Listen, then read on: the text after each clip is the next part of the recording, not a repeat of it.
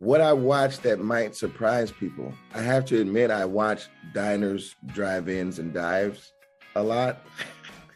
Like, I don't know if everybody really knows what that is, but that's Guy Fieri's show where he goes around and pretty much compliments every cuisine that there is. Between that and Carnival Eats, I just think that those shows are just like really entertaining, because Carnival Eats is just so crazy. People are making, so many concoctions, and a lot of them are brilliant, and then some of them are just like, fried butter or whatever.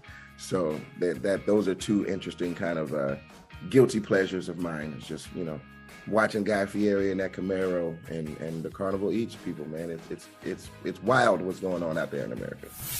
What I watch that reminds me of my childhood, Stranger Things, I think checks a lot of those boxes. There's been a lot of like, back to the 80s kinds of things. I think with It was kind of like 80s-ish, or like right on the cusp of 70s and 80s or whatever. But, those are, a little bit scary. So I turn it on for nostalgia's sake for a minute, and then I get up off it before I get too frightened.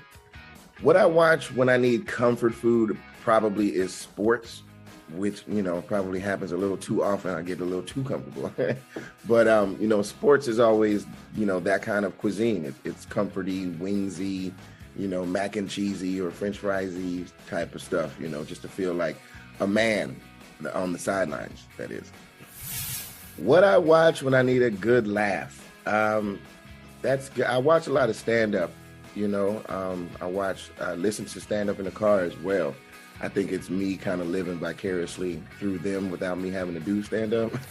What I watch when I need to de-stress. Documentaries do that for me. I also watch a lot of like car shows, whether it's like rebuilds or just the general tune-ups or look what I found in the backyard or, whatever kind of show that is, or even like monster truck rallies or racing, just kind of stuff that I can just stare at without, thinking too much about it. So maybe not so much the tuning up because those guys explain a lot, especially Jay Leno. That guy runs through the history of every nut and bolt on a car ever. What I watch that I'm currently obsessed with. I just started Foundation.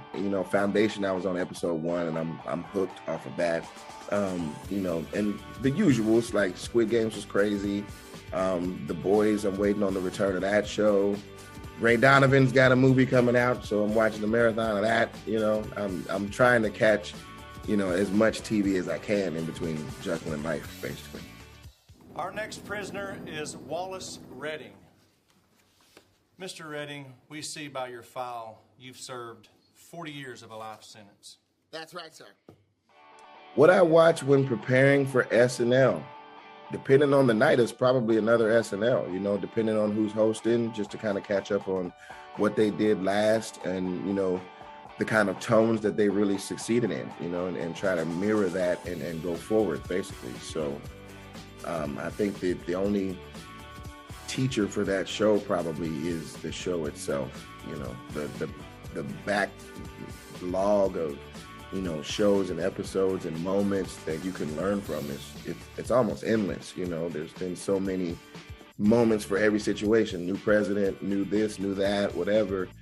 Someone's, been in those shoes before. So it's nice to go back and look at how they handled it and then try to compare to like what we're about to do and see if you can just match the enthusiasm, the funny, the laughter and all of that. Because at the end of the day, it's all about presenting something that the world can relax and laugh, about or into. So yeah, that's an interesting one. What I watch when preparing for the latest season of Kenan, this is going to be a plug, but I watched season 1 on Peacock.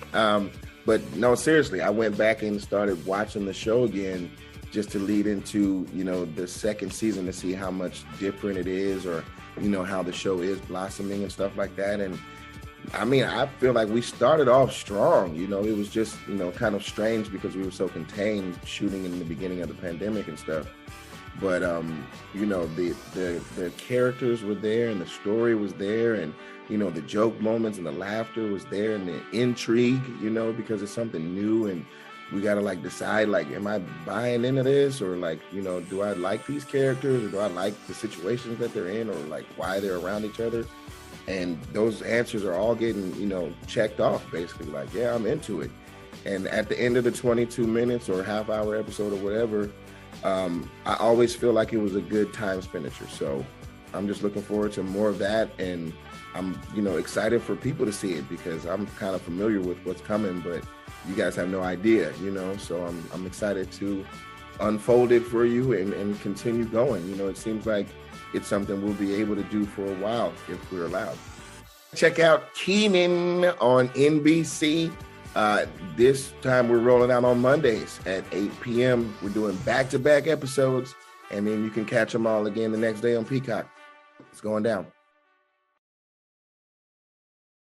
Hey, thanks for watching our YouTube channel. Find your favorite recipes, celebrity interviews, uplifting stories, shop our favorite deals, and so much more with the Today app. Download it now.